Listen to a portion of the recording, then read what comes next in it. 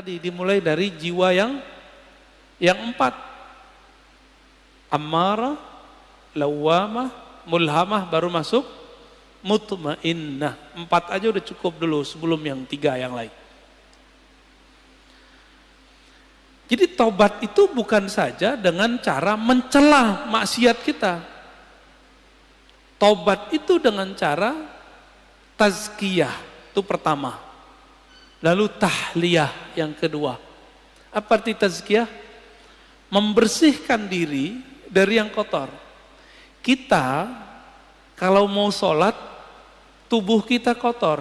Kita langsung sholat atau mandi dulu? Mandi itu namanya tazkiyatun nafs. Mandinya orang-orang maksiat, tobat. Supaya simbol dan maknanya nyatu, maka ada namanya mandi tobat. Nah, pernahkah kita mandi tobat? Maka mulai pagi ini, coba Bapak sekali sehari niat kalau mandi itu mandi tobat. Mau ngamalin? Ya. Jadi ketika kita mandi, kalau mandi tobat berani nggak pakai celana? Maka pakai kain basahan. Kecuali antum bukan mandi tobat. Pakai kain basahan atau pakai celana kita mandi. Cara mandinya gimana? Mulai dari wudu. Lamain di kaki, siram kaki kita dulu. Udah siram kaki, mulai pundak. Baru kepala. Niatkan, ya Rob, ampuni dosaku. Jadikan dosaku hanyut seperti hanyutnya daki-daki di badanku dengan air ini. Dalam hati kita ngomong. Itu cara mandi tobat. Dulu mandi tobatnya cuma diajarkan di surau-surau, zawiyah-zawiyah. Ini sekarang kita bagiin aja lah. Ya. Lama amat antum mau jadi orang bener. Kita juga lama menjadi orang bener. Dulu harus ngaji dulu. Nah, sama-sama belajar bener kita. Ya. Mau ngamalin ya, sama-sama kita amalkan mandi tobat. Bid'ah itu Ustaz, ya makan aja tuh bid'ah itu. Ini udah diamalkan banyak ulama. Dari mana dalil mandi tobat? Teman-teman, orang masuk Islam mandi nggak? Dianjurkan mandi nggak? Bener. Maka ada mandi dari kafir masuk Islam. Dari situ ulama kita ngambil, kita sudah Islam, melakukan maksiat, udah tahu lebih gede nggak dosanya? Lebih gede dosanya. Maka secara batin lebih kufur. Masuk lagi ke ranah iman, kita mandi lagi. Dari situ dalilnya. Ya. Jadi mandi tobat bukanlah bid'ah, mandi tobat adalah sesuatu yang lebih sunnah daripada mandinya orang kafir masuk Islam. Orang kafir masuk Islam wajar, dia tadinya kafir, sekarang masuk Islam. Kita ini sudah Islam, tapi melakukan kerjaan orang-orang kafir. Lebih kufur nggak? Lebih wajib nggak kira-kira mandi tobatnya? Menurut saya itu lebih wajib. Ya, coba mandi tobat. Ini amalan para wali Allah. Para wali Allah itu teman-teman, sahabat-sahabat Allah, amalan intinya itu tobat. Tobat itu adalah praktek tazkiyatun nafs. Ini ada orang ngaji tazkiyatun nafs tapi nyalahin ini, nyalahin itu nggak benar tazkiyatun nafsnya. Kalau mau jadi diri kita benar, orang lain benar, mulai dari tobat. Tobat itu isinya apa? Muhasabatun nafs wa nadmuha. Menghitung-hitung kesalahan diri lalu menyesalinya. Maka Nabi berkata, an-nadamu taubah. Hadis sahih.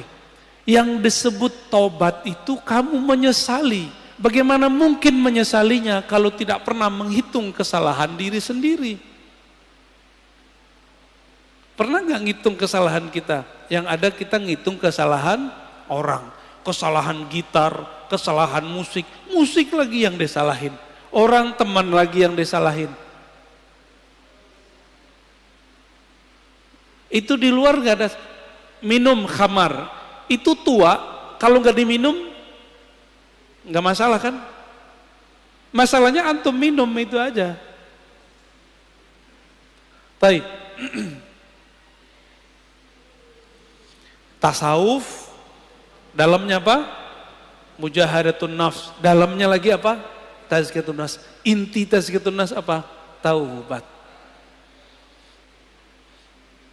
Ciri-ciri orang tobat, dia suka mencari kesalahan dirinya sendiri, bukan kesalahan orang lain, apalagi kesalahan kelompok lain. Paham? Apalagi kesalahan thariqat lain, manhaj lain. Kalau di dunia kerja, ciri-ciri orang yang sudah tobat, pribadi tobat, dia kalau ada kesalahan dalam pekerjaan tim, tidak suka menyalahkan kawannya, tapi dia suka menyalahkan dirinya sendiri. Makanya kemudian prinsip-prinsip agama ini sudah menjadi sistem dalam perusahaan-perusahaan. Ada namanya report, benar. Report, laporan. Laporan harian, laporan mingguan, laporan bulanan, laporan tahunan, benar. Itu namanya muhasabah. Jika orang-orang sekarang bekerja untuk dunia pakai prinsip tobat, kenapa untuk akhirat tidak menggunakan prinsip tobat? Jika ada perusahaan tidak menggunakan sistem report, kira-kira dia punya kemajuan enggak masa depan? Enggak ketahuan dia maju. Dia ngerasa maju tapi enggak maju-maju. Samalah kira-kira begitu. Jika seorang jiwa, suatu kelompok sibuknya dengan kesalahan orang, tidak sibuk dengan kesalahan diri sendiri, spiritualnya enggak naik-naik.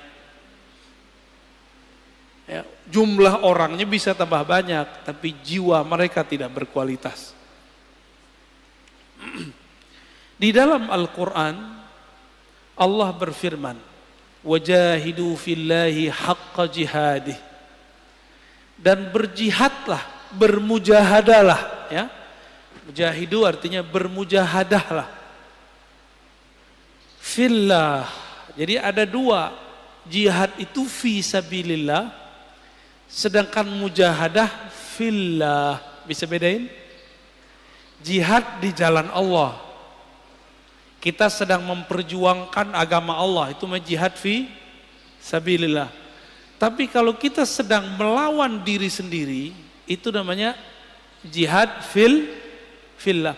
Jihad mengalahkan diri, memenangkan Allah, itu namanya surat Al-Hajj ayat 78. Ini dalilnya kita.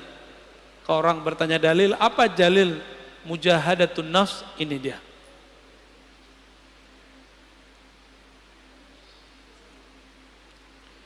Dan dalam surah Al-Ankabut ayat 69 Allah berfirman, "Walladzina jahadu fina lanahdiyannahum subulana."